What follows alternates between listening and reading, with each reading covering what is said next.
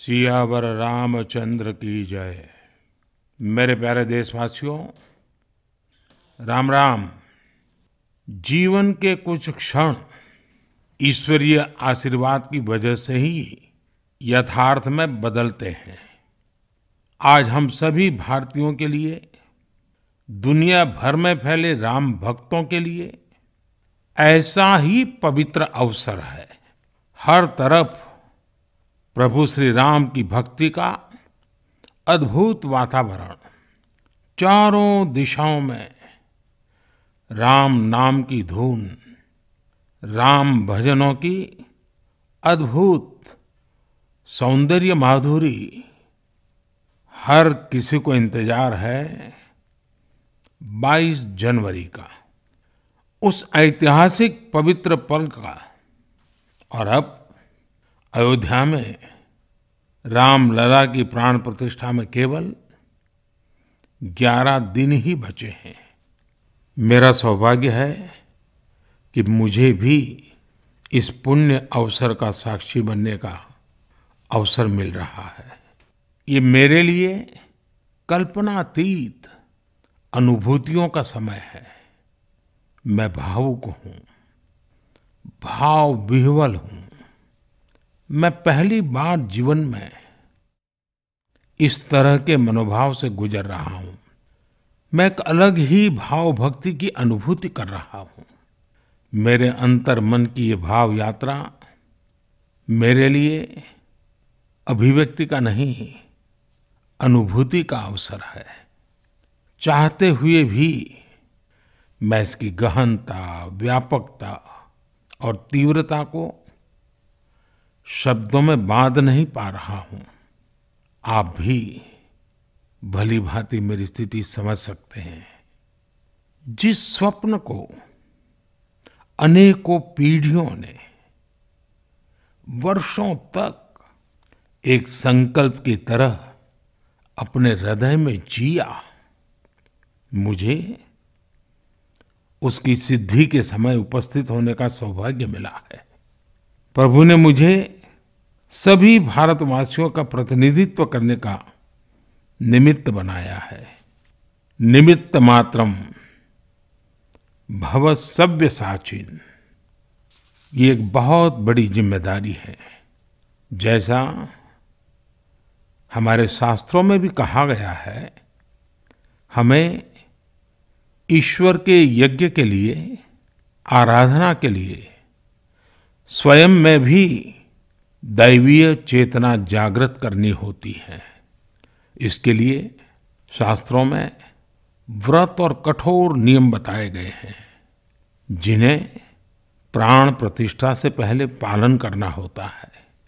इसलिए आध्यात्मिक यात्रा की कुछ तपस्वी आत्माओं और महापुरुषों से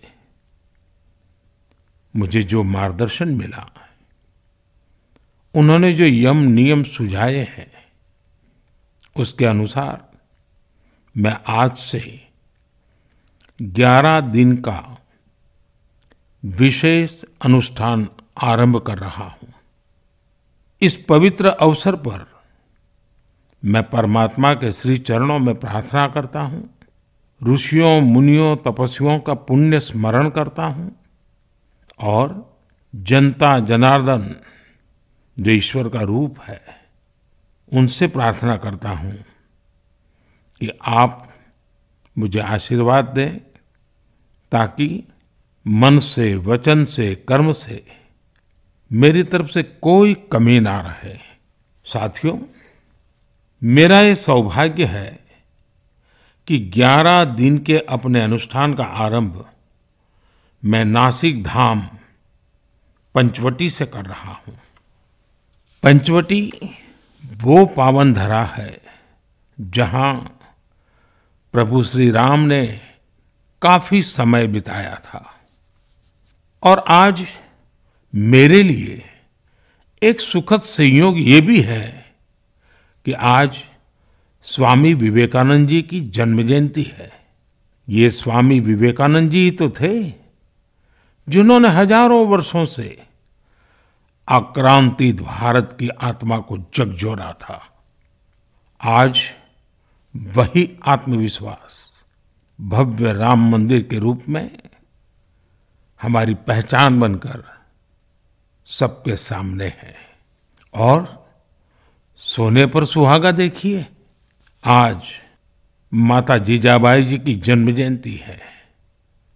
माता जीजाबाई जिन्होंने छत्रपति शिवाजी महाराज के रूप में एक महामानव को जन्म दिया था। आज हम अपने भारत को जिस अक्षुण्ण रूप में देख रहे हैं, इसमें माता जीजाबाई जी का बहुत बड़ा योगदान है। और साथियों, जब मैं माता जीजाबाई का पुण्य स्मरण कर रहा हूं तो सहज रूप से मुझे अपनी माँ की याद आना बहुत स्वाभाविक है। मेरी माँ जीवन के अंत तक माला जपते हुए सीताराम का ही नाम भजा करती थी। साथियों, प्राण प्रतिष्ठा की मंगल घड़ी, चराचर सृष्टि का वो चैतन्य पल, आध्यात्मिक अनुभूति का वो अवसर, गर्भगृह में उस पल क्या कुछ नहीं होगा। साथियों, शरीर के रूप में तो मैं उस पवित्र पल का साक्षी बनूंगा ही, लेकिन मेरे मन में, मेरे हृदय के हर स्पंदन में 140 करोड़ भारतीय मेरे साथ होंगे। आप मेरे साथ होंगे, हर राम भक्त मेरे साथ होगा और वो चैतन्य पल हम सबकी साझी अनुभूति होगी। मैं अपने साथ राम मंदिर के लिए अपने जीवन को समर्पित करने वाले अनगिनत व्यक्तित्वों की प्रेरणा लेकर जाऊंगा। त्याग तपस्या की वो मूर्तियां, 500 साल का धैर्य, दीर्घ धैर्य का वो काल, अनगिनत त्याग और तपस्या की घटनाएं, दानियों की, बलिदानियों की गाथाएं, कितने ही लोग हैं जिनके नाम तक कोई नहीं जानता, लेकिन जिनके जीवन का एकमात्र ध्येय रहा है भव्य राम मंदिर का निर्माण। ऐसे असंख्य लोगों की स्मृतियां मेरे साथ होगी। जब 140 करोड़ देशवासी उस पल में मन से मेरे साथ जुड़ जाएंगे और जब मैं आपकी ऊर्जा को साथ लेकर गर्भगृह में प्रवेश करूंगा तो मुझे भी एहसास होगा कि मैं अकेला नहीं, आप सब भी मेरे साथ हैं। साथियों, ये 11 दिन व्यक्तिगत रूप से मेरे यम नियम तो है ही, लेकिन मेरे भाव विश्व में आप सब समाहित है। मेरी प्रार्थना है कि आप भी मन से मेरे साथ जुड़े रहें। रामलला के चरणों में मैं आपके भावों को भी उसी भाव से अर्पित करूंगा जो भाव मेरे भीतर उमड़ रहे हैं। साथियों, हम सब इस सत्य को जानते हैं कि ईश्वर निराकार है, लेकिन ईश्वर साकार रूप में भी हमारी आध्यात्मिक यात्रा को बल देते हैं।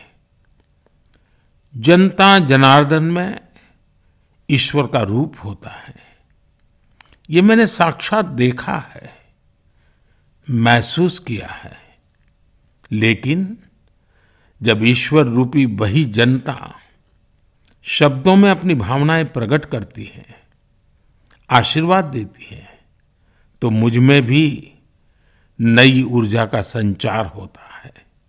आज मुझे आपके आशीर्वाद की आवश्यकता है, इसलिए मेरी प्रार्थना है कि शब्दों में, लिखित में अपनी भावनाएं जरूर प्रकट करें मुझे आशीर्वाद जरूर दें। आपके आशीर्वाद का एक एक शब्द मेरे लिए शब्द नहीं, मंत्र है। मंत्र की शक्ति के तौर पर वो अवश्य काम करेगा। आप अपने शब्दों को, अपने भावों को नमो ऐप के माध्यम से सीधे मुझ तक पहुंचा सकते हैं। आइए हम सब प्रभु श्री राम की भक्ति में डूब जाएं। इसी भाव के साथ आप सभी राम भक्तों को कोटि कोटि नमन। जय सिया राम, जय सिया राम, जय सिया राम।